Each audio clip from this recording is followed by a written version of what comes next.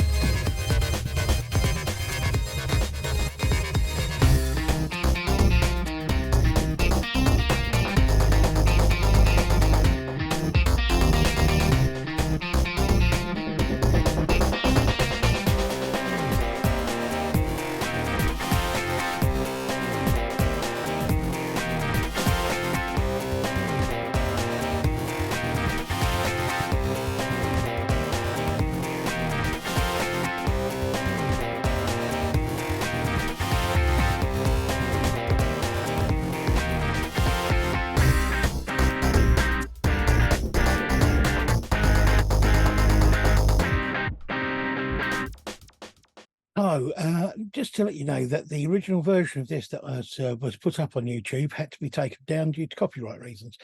So unfortunately, this episode of Talking Music is going out without any clips from videos. But you can check out the clips, check out the music on the artist's video channel on YouTube and also in other places online, all of the links to which are in the notes of this video. Thank you very much. Hello, welcome to another episode of Talking Music with Big Andy. And this week I have with me Joelle Charan from Amsterdam. Hi. Hello, hi. Hi. How you doing? You okay? I'm very well. Thank you for having me on the show. It's been really good to have you on here. Now, I always try to do a little bit of background research before I talk to anyone. I did find a little bit confusing a couple of things because I found two different things with two different names online for you. One place I looked, it said you were a singer-songwriter. Another place it said you were a jazz singer, and another place it said you were a pianist. Also, I found it said that you were Dutch. Another place said you were of Hindustani origin, and another one said that you originally came from Suriname. So can we clear up a few of those? What would you say is the music that you play? So I am a jazz singer. I'm also a singer-songwriter, and I'm a pianist as well. So right, okay. I'm all of the things you mentioned. I studied jazz music at the Conservatory of Amsterdam. Right. And then I studied at New York, in New York at the New School for Jazz and Contemporary Music, also jazz piano and singing. I wrote my own songs, hence the singer-songwriter part. And I am Dutch. I am also Hindustani, and no, that's actually untrue. My dad is originally from Suriname. Oh, okay. There's a minority of Hindustani people in Suriname that originally came from India, but they were moved to Suriname to work on the plantations as a coolie. So it's not slavery, but it's getting close. So these people, some of them, when Suriname, because Suriname was originally a Dutch colony, and when they gained independence, then quite some Suriname people moved to Amsterdam and The Hague and some other big cities in the Netherlands. And so as part of my family lives in Suriname and the other part lives in the Netherlands. But I grew up here. I was born here. My dad was born in Suriname. He came here when he was 6. So that's quite a story. Yeah. Did you? I read somewhere that you spent some time based in the UK as well. So yes, I tour in the UK, to London and partly to Lincolnshire at the moment. Right. Sometimes to Cheshire, but I'm trying to how you say that, to broaden the territory of finding gigs and such. Right. So I'm slowly trying to move into the UK music scene. Okay. Now, I find it interesting. there are a lot of people, even now, that there are a lot of people who kind of see jazz as being an old, maybe even slightly outdated form of music and that kind of thing.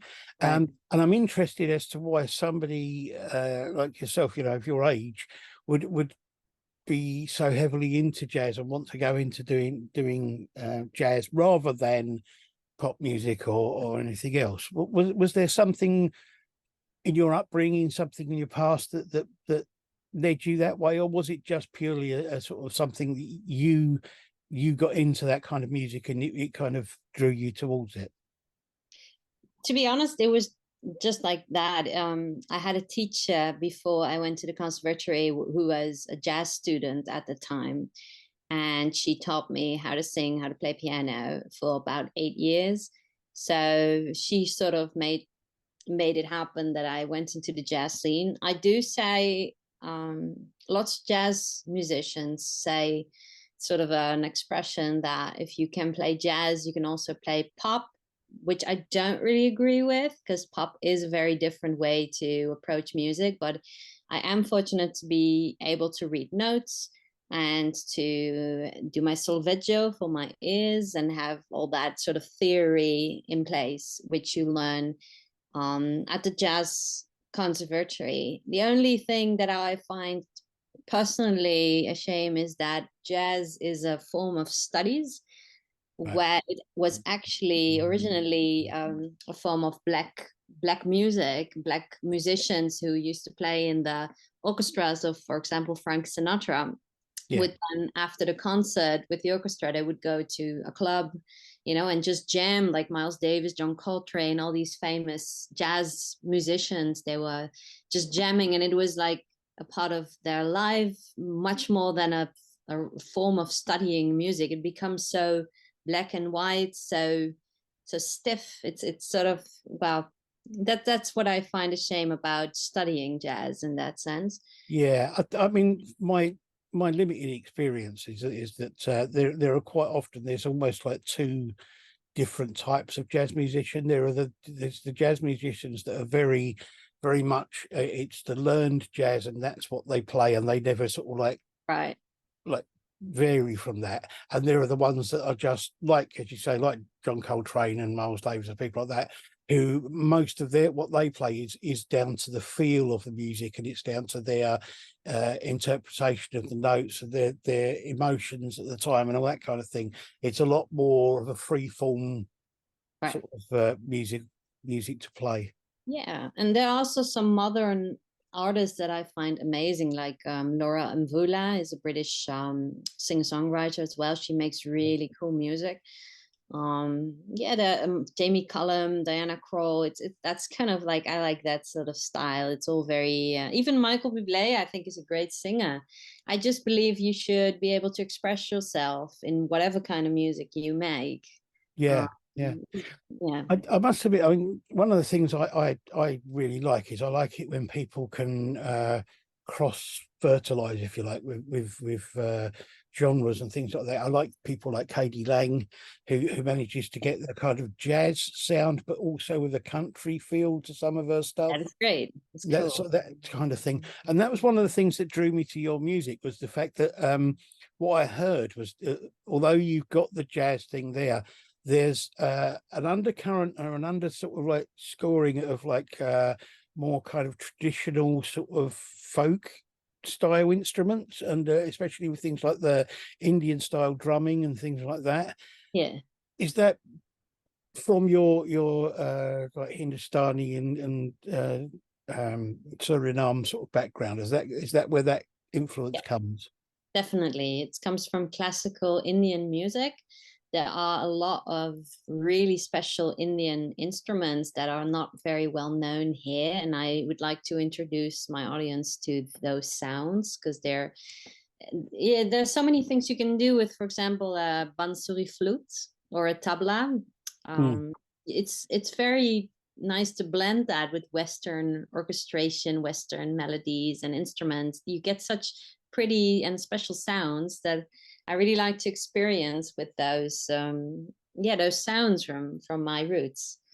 Yeah, I know. I mean, it's really good. I love that kind of as I say, that crossover, that thing. Yeah. But the thing with your music, it's very subtle in there. You got the kind of, you're listening to what is ostensibly like a jazz song, but you can hear the drums just underneath, and it's not something that overpowers anything or kind of drives the music as such, but it's always there. It's like, kind of like flows through it all, which I think is fantastic the way you do that. Thank you.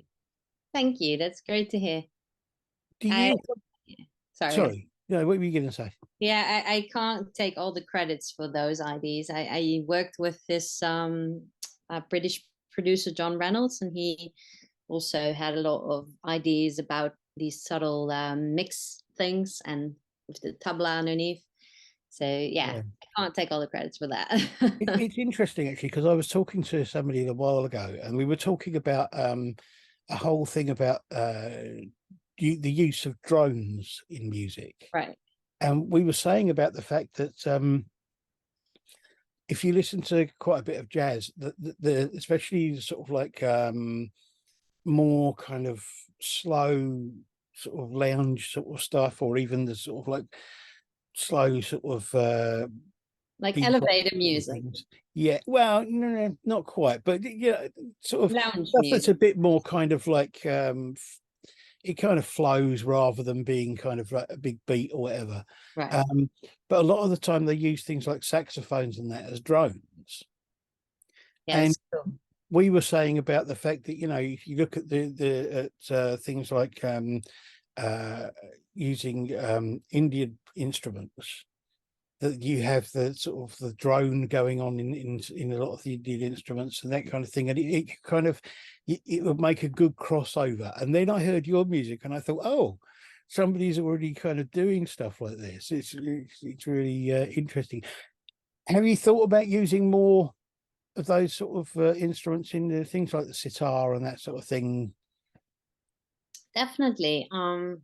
I have sitar in one song, I Believe in You, and a sarangi, which is an Indian violin, which is also beautiful.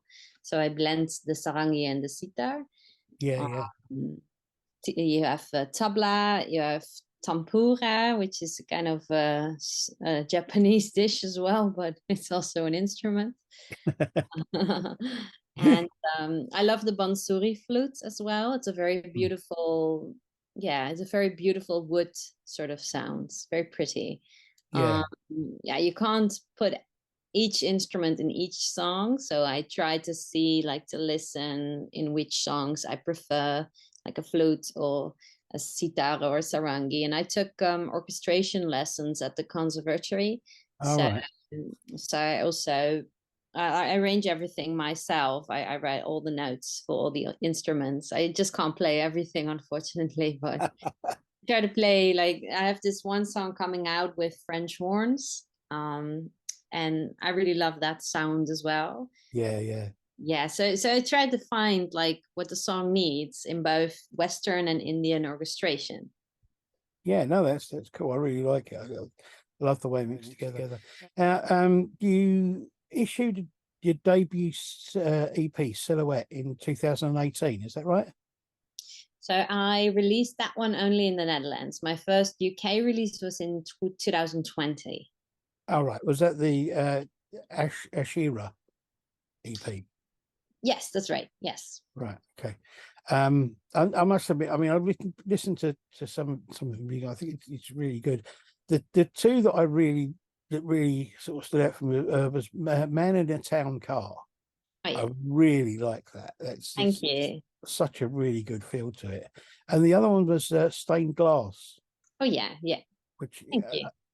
I don't know what it is about those two tracks in particular. I mean, I like the other stuff as well, but it's something about those two tracks in particular that just kind of felt really good to listen to.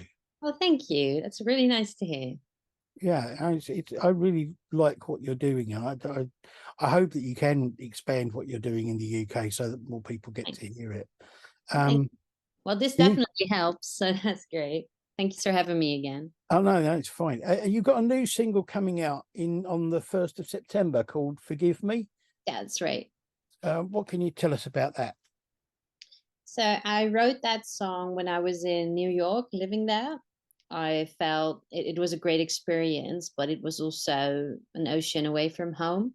So Mm. I often felt lonely. I have a good my best friend actually lives close, so I could see her. But when she left again, I felt very sad. And I remember one time when my mom came to visit me, we had a fight and we weren't talking. I was walking down a New York Avenue in the rain, and that was actually the moment of inspiration for the song. So I had this really uh, bright idea of putting French horns in the song to have this sort of lonely, mellow tone feel to it. And Mm. I wanted to make it maybe even like a slow dance song. And yes, it builds up until halfway where I sort of cry out, "Why won't you forgive me?" And then it sort of calms down again with the French horns and the drums. And I had this cool Dutch drummer who's quite famous here, which is great. So he was playing on the track, and he decided to use everything he could find, like in a sort of creative percussion. So he took his cooking pans and his keys of his door keys, Wow. such things, and he was like playing all these weird but it was sounded great in the end. uh, Yeah, that sounds good. yeah, I can't so wait to hear that, to be honest. It sounds really good. yeah, I layered the song with both vocals and instrumentation, so it's a very layered sort of piece, and it's about forgiveness, about feeling lonely, and getting through that, growing up, these sort of elements to it. Yeah, no, it sounds really, really good. I'll Um, send I'll send you the song. Thank you. Can I ask you about your musical influences? When you were growing up, what sort of music were you listening to? What sort of music influenced you then and influences you now? So I've always been very fond of R&B music. I sang in a black gospel choir for a long time. And yeah, I love black music. That's sort of like everything about it I sort of love. Um, so I listened to that a lot growing up, but I was also like a hormonal teenager, so I was listening to Pink and Lenny Kravitz and Queen, and I don't know what else. I had a very broad taste, but Right. musically I'm mostly inspired by Nora Jones, and like her first albums. Alicia Keys, also her first albums. Laura Mvula, as I said, her first album is just gorgeous, Sing to the Moon. It has all those beautiful Western orchestration elements that I really, really am fond of. Also, her album with the Metropole Orchestra. All right, I haven't heard that.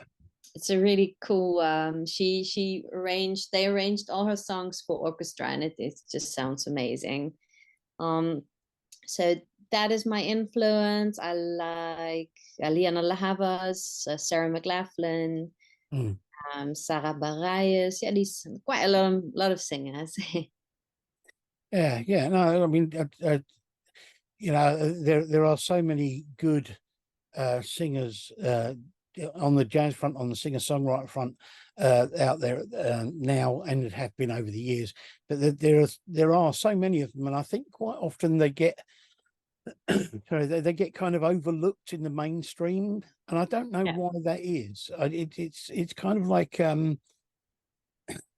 for a while you get one or two that kind of peak, and like Alicia Keys, she had a few years where she was really everywhere, and you heard her all the time, and you saw her all the time, that sort of thing. yeah, And then she kind of faded into the background. She's still there, and she's still doing stuff, but you don't hear about her as much. And I yeah, don't know why that is. It's kind of it's annoying in a way that you kind of get these waves rather than it being a constant sort of yeah. thing. But, Yeah. I guess there are just a lot of artists fighting for space. yeah, Yeah, and yeah, something new and hip comes, and it attracts attention. I know with jazz artists that's a really different audience from the mainstream. So they really like jazz artists usually get a very different audience. So yeah, they focus on jazz festivals and like the jazz scene stuff going on. So yeah, I like that world. You do get a certain amount of crossover from theatre now and again. You had things like Sade was very big for a while doing that kind of loungy jazz stuff that she does, and and as I say, Alicia Keys. I think with Alicia Keys, I find it interesting because it's kind of R&B, but it has a kind of jazz feel to some of it, which I really like. Definitely her first albums. I know Yeah, her first one was produced by Kanye West, I think. But right. that's like it's all like acoustic instruments, no electronics barely, and just really cool with the layers funk also, a lot of funk. Yeah. I really love those albums, the first ones. And as I say, you get people like, I mean, from the UK, you get people like Katie Melua Yeah, and people like that who also kind of have a crossover feel with stuff and that sort of thing. So, where do you want to see yourself going? Where do you do you have a kind of a long-term plan of what you would like to do, or do you just take things kind of one step at a time and see where it takes you? yeah, definitely. I definitely want to do this my whole life, and I feel very fortunate being able to still make music because I know that a lot of my colleagues at the conservatory already, yeah, they threw in the towel because it's just so hard financially to make a living out of it. Yeah.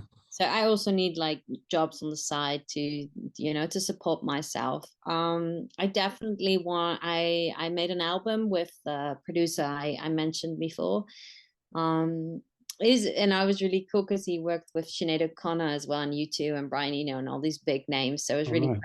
proud to work with him. I want to release that album definitely after a couple of more singles, and to make the attract the interest go. And I yeah, I definitely want to book some festivals for 2024, play at some venues to try to broaden my influence in the UK, build up an audience, build up fans. Yeah, that I sort of feel like as long as I have fans who want to listen to my music, I'm happy, and I'll see where it takes me. Yeah, I no, definitely, yeah, definitely would like to be able to support myself financially. So that's a long-term goal.